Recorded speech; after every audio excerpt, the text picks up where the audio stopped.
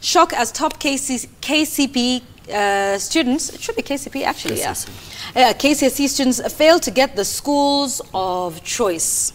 So these are the ones who did their KCP. Actually, it should be KCP students. Yes. Yeah, I mean, so the schools they applied for and the ones they're getting, even though they were not their choices. I spoke to Olive actually, and but she might just be getting the school that she wants.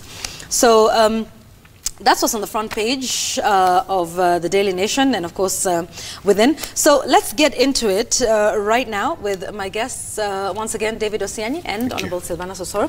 Thank you gentlemen for joining us. Let's begin with corruption. It's on the front page of 2, although there are different stories. But let's start with what's happening at the counties, David. And it's not just Nairobi County. This, like we were saying before during the break, it's quite a simple scam. Just find some ghost workers, open bank accounts, put their names on the payroll. It merely takes a clueless and visionless leader in any county to siphon money. And Kenyans are so brilliant at graft. They will innovate ways. Sadly though, I suppose it is very easy to curb this manner of nonsense. You would only need a biometric system to deal with the ghost workers thing. Because a biometric system will then tell you who clocks into work and who does not clock into work. And if they clock into work and you are able to see that someone has not been working for 2 months, you are able to question, rightly so, why this particular person is paid a salary but doesn't work. What that does is that if the governor, attempted to use, because they would call a few people, as you said, and open bank accounts. These people are clueless of what's going on in those bank accounts. They are merely used as channels of siphoning cash. What that sorts out, having a biometric system sorts out, is it simply ensures that these people have to report to work against their will, then they will have to demand for money. It creates employment, and I am glad that would happen. That would be very, Except very though, David, nice. it did not create employment. The first paragraph of this story on page 6 says the 2 young men from Kaloleni Estate were approached by a friend. They were put on the payroll. Even though, they say they later learned that regular payments were being made into their accounts. Surely they knew what this was about. But they knew. I mean, I need friends like these. They are as complicit. Don't we all? They are as complicit right? as the person who enrolled them into this scheme. And I don't know. That's why I say corruption must be made to be so painful. If Joe Sang leaves office today, or if this county governors and their officers were to be caught and proof held against them, they should be punished so severely that the person who attempts that next, however ingenious, knows that it's going to be painful. So does an audit work? Because they're now undertaking an audit, Silvanus. But then there was another one 5 years ago that apparently, weeded out over 12,000 ghost workers. And that was 5 years ago. So what, should we be doing an audit every month? You see, one sure way of making money, actually 2 sure ways of making money in this country are found in 2 C's: serious consultancy and corruption. And one way of becoming an instant multi-billionaire is to become a governor in this country. Because there is... So we hope your words will not come to haunt you the day you seek to be governor of your country. No, by then probably we'll have made mechanisms. We'll have come up with the laws that will, seal the loopholes that are in the counties. Because there is need for us to be having frequent job analysis, like come up with job analysis, every person, every job to define like a proper their scope. Rationalization of your workforce. Exactly, and it should actually be done randomly, probably like in 2 months or 3 months or quarterly a year per se. But that's expensive, Silvanus, to do that every quarter?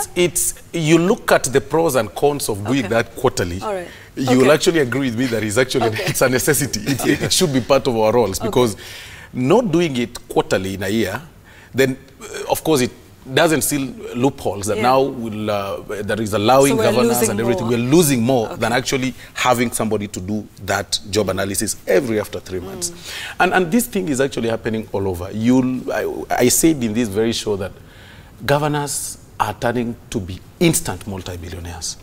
I mean, and trust me, if every governor who lost the last election is audited seriously, you'll be shocked of how much money you'll realize these guys have. You know, well, you may say that this was done at a much lower level. It's people working within the payroll office, within the county governments who are. I'll tell you no? that. You think this is sanctioned at the highest level?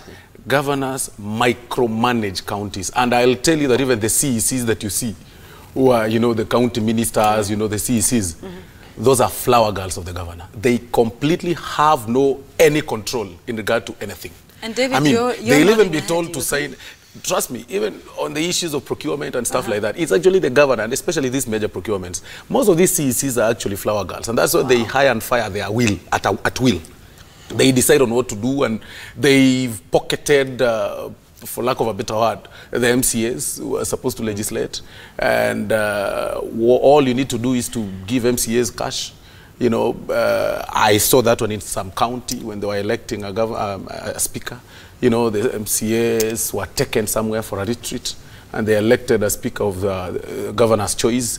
I mean, we are really losing a lot because of a lot of hunger in the country, and every person wants to get a place. Right, in their hand in the jar. Exactly. Governors micromanaging the counties? I mean, the situation obtaining in most counties, Yvonne, is crazy. It's pathetic. It's sad.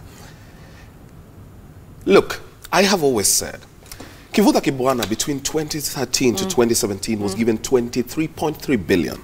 A similar amount given to Siaya County, similar amount given to Garissa County, similar amount given to Kisumu County, and Homa Bay County, and similar amount given to Migori County. You recently saw governors going to benchmark in Makueni. With the 23.3 billion, at the time he ended his first stint of being governor, after being fought because corruption fights back, Kivuta Kibwana had achieved almost 120 new dispensaries in Makueni County. He had sunk more than 200 boreholes. He had done more than 3,300 kilometers of perfect dirt road that you can drive on at 80 kilometers per hour. And this was during his tumultuous first term. You know, with his tumultuous first term, MCAs demand for per diems and they want money without justification. How that county was almost being... In that first term, Kivuta Kibwana did almost 150 ECD classes from scratch. Now, compared to the other counties that had similar amounts of money, it is absolutely sad. You wouldn't tell me that Garissa is wide, and so I would ask you, why have they not simply done 3,300 kilometers of perfectly graved, graveled dirt road? You look at 70 billion lost today, and that's how I reason at KPC, Kenya Pipeline. Because for me, I look at it from the lens of what would Kivuta do with 70 billion shillings. It would be life-changing. The situation obtaining in most counties is grotesque. Because, as Sylvanus rightly puts it, most governors, literally, they will not want you because you're a technocrat, or because you add value, or because you have new knowledge, or because you bring good governance and best practice. They will pick you because you're going to be a yes man or a yes lady. That you will not question him or come with an alternative that seems to be, but all they are fixed on doing, most of them, not all of them, some are very good. I think most of these governors have decided, we are in office, here's our chance to be billionaires, whatever comes will come. After all, in this country, you ascend. There's no punishment. But I'm glad. That is why I'm glad. Uhuru Kenyatta got us two very nice guys. Who's that? Nurdin and the DCI, Kinoti. And we will get to that in a moment, because that's an interesting conversation, including what's just happened at the DPP. You know, he's hired a foreign prosecutor.